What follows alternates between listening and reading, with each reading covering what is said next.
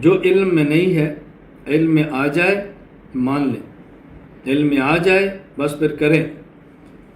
ماننے سے تو چارہ نہیں ہے کہ کچھ مانے کچھ نہ مانے، ہاں عمل میں کوتاہی ہو جاتی ہے، کچھ کر لیا کچھ رہ گیا، کبھی نفس کی شرارت، کبھی شیطان کا بہکانا، کبھی گھر کی مصروفیت، کبھی کوئی اور عذر، ممکن ہے کچھ تھوڑی بہت کوتاہی رہ جائے۔ کوتاہی رہ جائے تو ڈٹنا نہیں ہے، بس معافی، معذرت، غلطی، میری غلطی ہے، مجھ سے ہوا، آئندہ نہیں کروں گا، میری غلطی ہے کہ مجھ سے ہوا۔ اب یہ ایمانیات کا، اسلامیات کا پتہ کیسے چلے؟ اس کے لیے ہمارے پاس بنیادی طور پر 3 علوم ہیں۔ نمبر 1 قرآن کریم، نمبر 2 حدیث مبارک، نمبر 3 فقہ۔ قرآن کریم، حدیث پاک اور فقہ، یہ 3 بنیادی علوم ہیں۔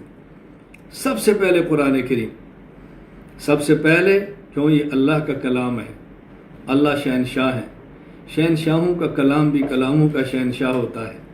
قرآن کریم تو قرآن کریم ہے، بس کسی کے سے دوستی لگ جائے، قرآن سمجھ آ جائے، قرآن مستحضر ہو جائے، کیا اس کی دنیا ہی اس کی ہے، آخرت بھی اسی کی ہے۔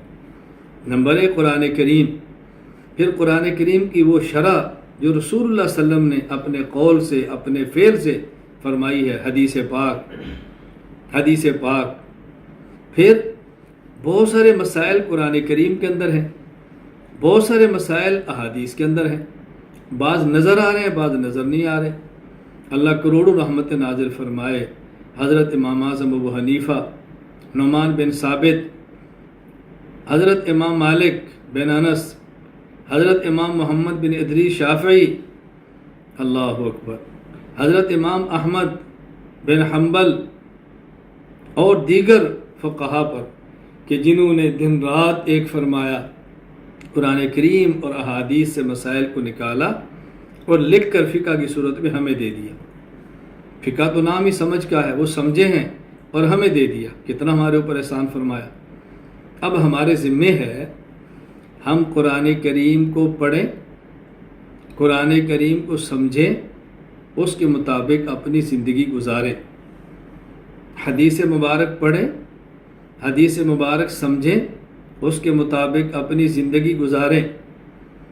فقہ پڑھیں، سمجھیں، اس کے مطابق اپنی زندگی گزاریں۔